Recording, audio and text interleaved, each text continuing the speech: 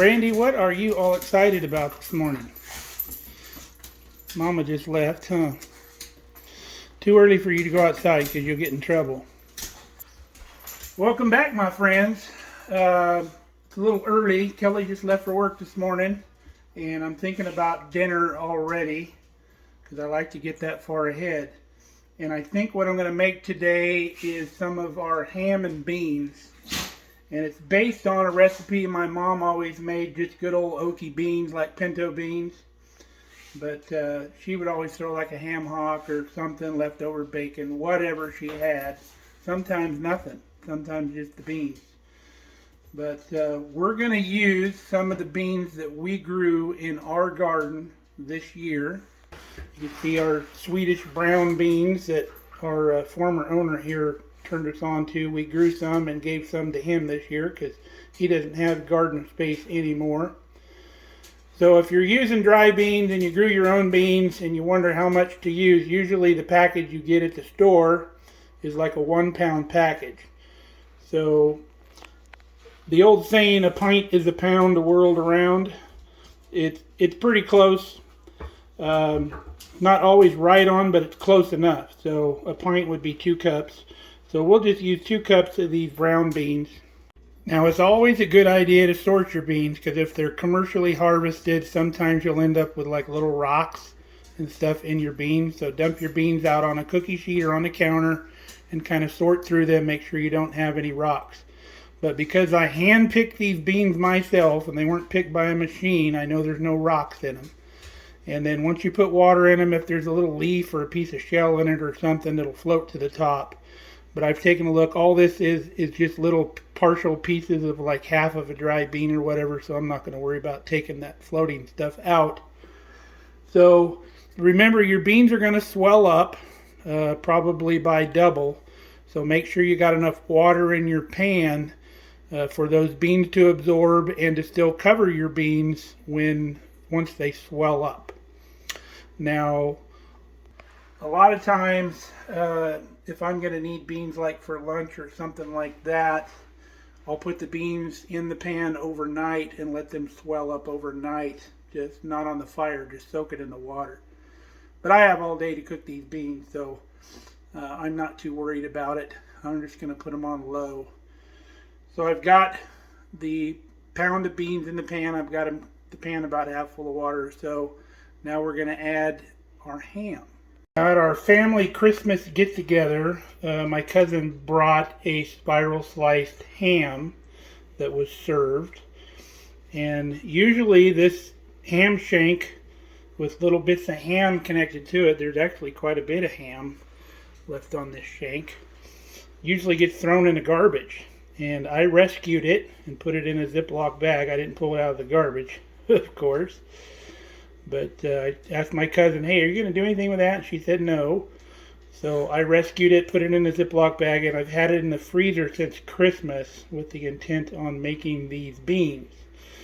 So we're going to turn this on low, and we're going to put a lid on it, and it's going to start to simmer, and it'll be able to simmer all day long, and those beans will get tender. And I'll come back once the meat starts falling off of that ham shank. We'll clean that off and pull it out, and I'll show you what the rest of the ingredients are. Now, say you don't have a ham bone or leftover bacon or something like that. If you keep a cup of bacon grease near your stove for when you're frying bacon, you pour off into that. I always use a coffee cup because it's designed for heat. My mom, if she didn't have any meat to put in it, she would just put some of that bacon grease, probably about I would say about a 1/4 cup into the mix, and that would help flavor the beans a little bit. So if you don't have the meat, you can try that. You could also do this in your slow cooker, your crock pot, or anything that's going to cook slow. You could also do it in a roaster. You could do it in most anything. You could do it in a Dutch oven and throw it in your oven or on the stove, just like I'm doing this one. But if you put it in the oven, you don't have to worry about stirring it as much. Just put it on around 250 and just let it simmer all day long. Alright, it's been about 2 hours. You can see it's simmering pretty good even though it's on low. but the meat's starting to come off of that bone. The beans are expanding. We're most likely going to have to add a little water soon, but that's all right. Things are coming along nicely. It smells good already. You ever make coffee and forget you made it? Gonna have some now. Now, years ago when my mom made these, we used to call them fishing beans. And the reason was, she made them very thin. She had a lot of liquid in them. They weren't a thick bean at all. And you could pour the beans over bread, and there was a lot of juice that you would soak into the bread and stuff like that. But I like them a little thicker, so I don't put as much moisture in them. I let them cook down and get a little thicker, and that's just the way I like them. You can have them either way. I guess the Okie way is to have them thin. My dad, he used to like to pour plain pinto beans, these ones that my mom made, over plain chocolate cake, like with no icing on it or nothing. You would just make the cake mix and leave it just like that. He loved to pour pinto beans over chocolate cake.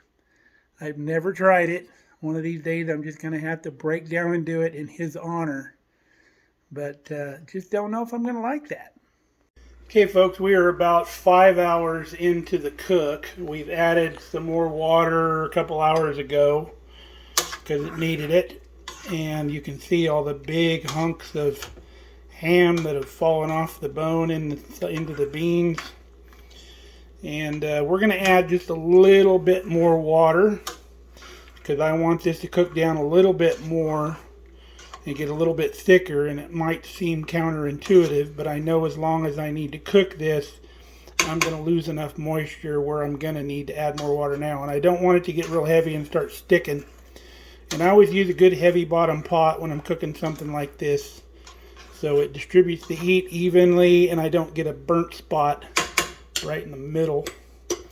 But you can see our bones have pretty much given up their goodness. The marrow came out of there and all the gelatinous goodies have melted down.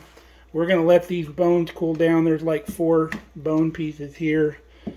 The main joint didn't separate. But we'll pick out any meat we can find left on in here once it cools, and we'll throw it into the pot. But that's what she's looking like. We'll come back in a little bit and we'll start throwing some spices in. Okay, we're going to start putting spices in our beans. And for our standard little 1-pound recipe that we do here, I'm going to put a tablespoon of cumin, tablespoon of chili powder, and then we're going to salt to taste. We'll probably start out with a couple teaspoons of the salt. And I use the seasoned salt because it's got a little garlic, got a little onion. It adds a little more flavor than just salt. Now another way you could add flavor into your beans instead of using salt is use your bouillon powder. And that gives you your salt because it's very salty. Plus it'll add another kind of richer depth of flavor. But today we're just going to go with the seasoned salt. So we're going to throw those in. Alright, we got our spices in. You can add more spices, different spices if you want. A little black pepper. With the chili powder though, I don't add any black pepper. I'm fine without it. Or I just pepper it as I eat it if I think it needs something a little bit more. But I've already tried the beans. They're already soft. So if you like a more watery type bean, you could just stop right here and you're done. But we're going to make them just a little bit thicker. Now I use those Swedish brown beans that we grew, but my mom just normally used the pinto beans, and these are very, very close to pinto beans. They're not too much difference. So we'll come back when this is done, and we'll probably make some cornbread, maybe some Marie Callender's cornbread, because that's my favorite recipe, and I always throw some fresh corn in with it. So there's corn in the bread. But we'll probably make some of that. Alright, I thought I had the Marie Callender mix, but apparently I had the Krusteaz honey cornbread, but it should still be just fine. So we mixed it up, and you can see I put some corn in the mix, which is what I like. So let's get this into the oven. Get that cooked up for later. About 25 minutes or so. So now what I'm going to do is we're going to take the lid off of our pot. And I'm going to take my tongs and I'm going to feel around in the mix. And if I feel anything hard like a bone, I'll pull it out. Or if I see anything come to the top that's like real fatty, like that piece right there, I'll pull that out. Because Kelly's not a real big fan of fat or gristle or anything like that. And it really turns her off if she finds something like that as she's eating. So we'll try to make sure she'll have a good experience with this. And then once that cools off, Brandy will have a nice treat. So we're almost there. Once you're done with the beans after dinner and stuff like that, you want to be careful with your beans that are left over. If you've ever had beans sour on you, it's because there was no oxygen that could get in the pot as they were cooling. So leave your lid ajar on your pot as the beans are cooling. My mom's even left these beans out on the stove overnight with the lid off and just put them in the cooler the next morning, and they were fine. We never died. But the recommended method is to cool them down as quick as you can. The temperature between 140 and 70 degrees Fahrenheit is like the danger zone if you've ever had any food safety classes. You want to get through that zone as quick as you can. So find a way to cool your beans down and get them in the fridge. But even when I do put them in the fridge, I still leave my lid ajar till the next day when they're nice and cool. Now, a good thing to do with these leftover beans is to make refried beans out of them. Throw them in a skillet the next day, or they're good for up to a week or so. But put them in a skillet and cook them down, cook some of the moisture out of them, kind of mash the beans a little bit as you cook them, and those will be the best refried beans you've ever had in your life. Make fantastic burritos with them. Love it that way. Now, the traditional way I would eat these beans is I would get 2 slices of white sandwich bread. I'd lay 1 slice down, I'd put a ladle of beans over that, and then the second slice and ladle of beans over that. And if we had some of Grandma's chow chow or some of our zucchini relish, we'd put a little bit on top of that. And we have some. Kelly loves it that way, so she'll be eating it that way tonight. But that's the traditional way we would eat these, just plain old Okie pinto beans. So while I'm waiting for the cornbread to cook, I thought I'd throw together a nice little fruit salad for tonight for after dinner, just for a little touch of sweet and to lighten it up a little bit. So what I've got, I'm going to do my mom's fruit salad that she does because that was always my favorite. So I've got 2 Fuji apples that I've cut up in here. And then next thing, I'm going to take a can of pineapple chunks and I'm going to drain most of the liquid out of here, but I save it because I drink it. But then we'll throw the pineapple in here, and the residual juice on the pineapple, when we stir this up, will keep those apples from turning brown. So let me do that, and we'll come back and I'll show you what comes after this. All right, we've got our pineapple in, and we've stirred it up real good, coating those apples pretty good with the acidic pineapple juice. Now we're going to go with some citrus. I'm going to take 2 of these halos, and we're going to peel those and segment those up. And it sounds like the cornbread needs to be checked. All right, we got the halos peeled, and those are super easy. They peel so well because the skin's real loose on them. If you can't get the halos, my mom always used the cans of mandarin oranges, and you just drain that out. But I would not put the mandarin oranges in if you're using the canned ones until very, very last, and just fold them in at the last little stir that you do after all the other ingredients in, because they're very delicate and you'll smash them if you put them in too early. So now we're going to peel this banana, finish peeling it, and we're going to slice that banana into here. All right, we got our banana in. Now the next few steps may go off the rails for you, but maybe it won't.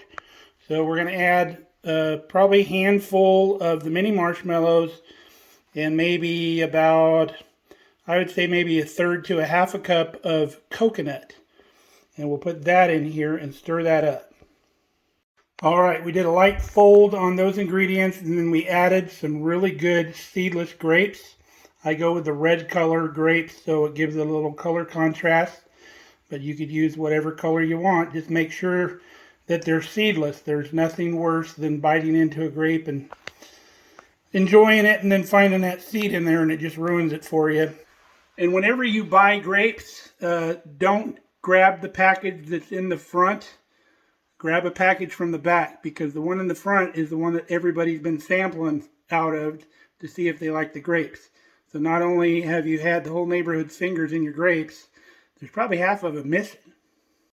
So for the last ingredient, the ingredient that pushes this fruit salad, in my opinion, over the top. And that's going to be, ta-da, sweetened condensed milk. Don't confuse this with evaporated milk because it's different.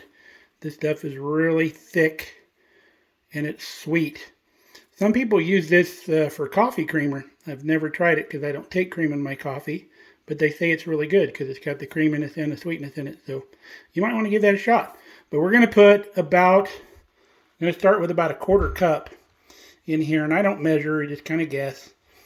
If it still seems a little dry, put a little bit more. But you don't want to go overboard with this because it's sweet. But it kind of acts as a dressing and brings all of that goodness together. Okay, folks, that is done. Doesn't that look amazing? It really is. I can't wait to dig into that tonight for a little treat. As you're folding that sweetened condensed milk, it's kind of thick. So as I start stirring it in, I kind of distribute it around the bowl before I start folding. And then if you get a big clump of it as you're folding, kind of mix it around a little bit, and it'll distribute.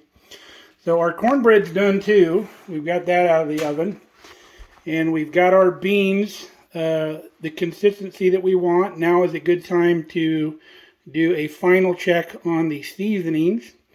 I tasted these. They are just fine. They don't need any salt or anything. I don't put salt early on. Salt kind of tends to draw moisture out of things, so I don't put my salt early on because I want my beans to take on moisture. So I do kind of salt at the end a little bit.